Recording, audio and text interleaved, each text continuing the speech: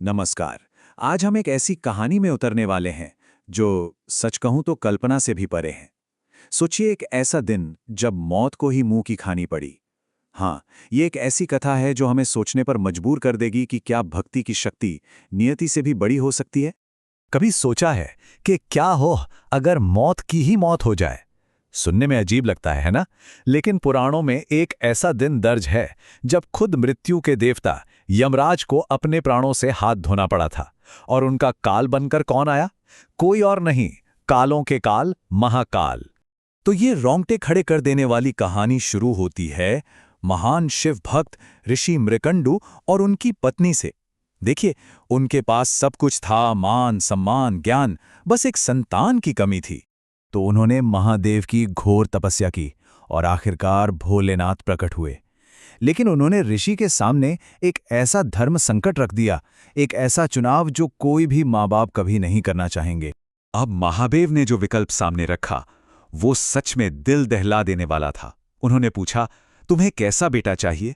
एक ऐसा जो 100 साल तक जिए लेकिन मूर्ख हो, या फिर एक ऐसा जो परम ज्ञानी हो लेकिन उसकी उम्र सिर्फ 16 साल हो? सोचिए जरा, दो एकदम अलग तकदीरें और चुनाव सिर्फ एक का करना था।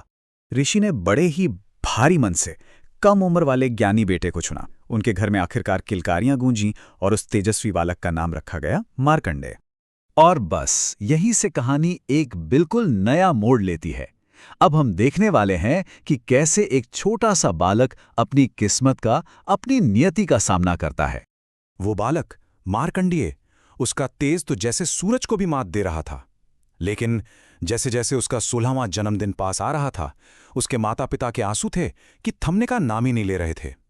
और जब उस बच्चे को अपनी मौत की ये भयानक सच्चाई पता चली तो वो डरा नहीं, बिल्कुल भी नहीं घबराया। उल्टा उसने जो कहा वो हैरान करने वाला था। उसने मुस्कुराकर कहा, मैं तो उस महाकाल की शरण में जाऊंगा जो किस्मत की किताब के पन्ने भी बदल सकते हैं। ये सिर्फ शब्द नहीं थे दोस्तों, ये अटूट विश्वास का ऐलान था। और फिर उसने अपने शब्दों को सच कर दिखाया। वो अपना घर छोड़कर एक पवित्र नदी के किनारे पहुंच गया।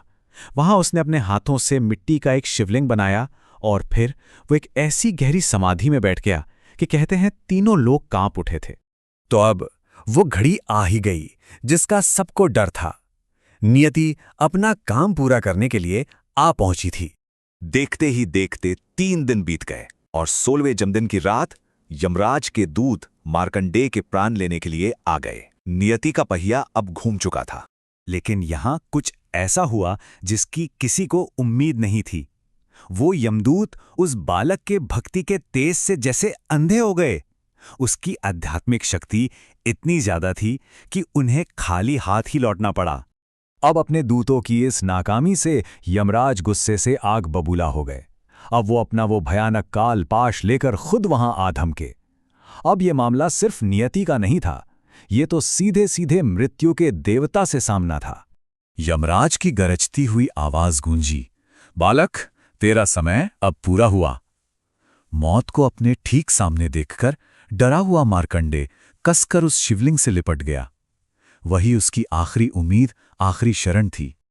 और अब कहानी अपने सबसे रोमांचक मोड़ पर पहुंचती है। एक ऐसा पल जहां एक भक्त को बचाने के लिए ब्रह्मांड का सबसे बड़ा नियम टूटने वाला था। यमराज ने गुस्से में अपना फंदा, अपना पाश फेंका और बस यहीं पर उनसे ब्रह्मांड की सबसे बड़ी गलती हो गई।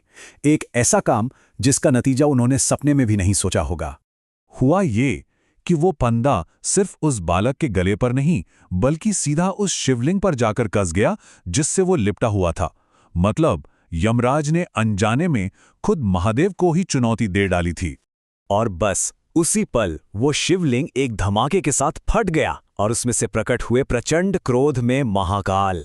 उनकी दहाड़ से पूरा ब्रह्मांड कांप उठा। उन्होंने गरज कर कहा, मूर्ख, मेरे भक्त पर हाथ डालने की तेरी हिम्मत कैसे हुई?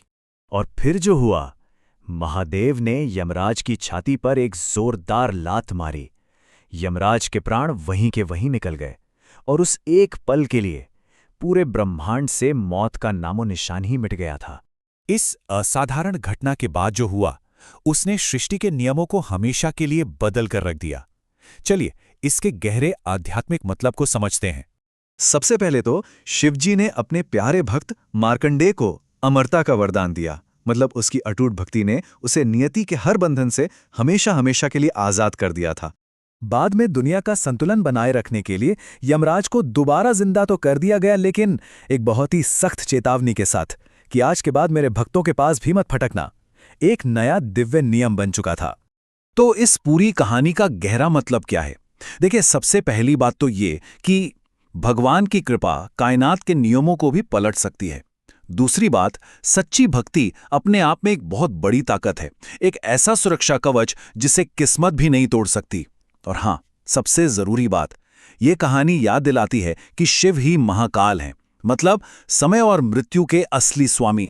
तो आखिर में ये पूरा विश्लेषण हमें एक बहुत बड़े सवाल के सामने लाकर खड़ा कर देता है। क्या आस्था और विश्वास सच में उस चीज को भी जीत सकते हैं जो अटल लगती है, जिसका होना तय लगता है? खैर, मार्कंडेय की कहानी तो हाँ ही कहती है।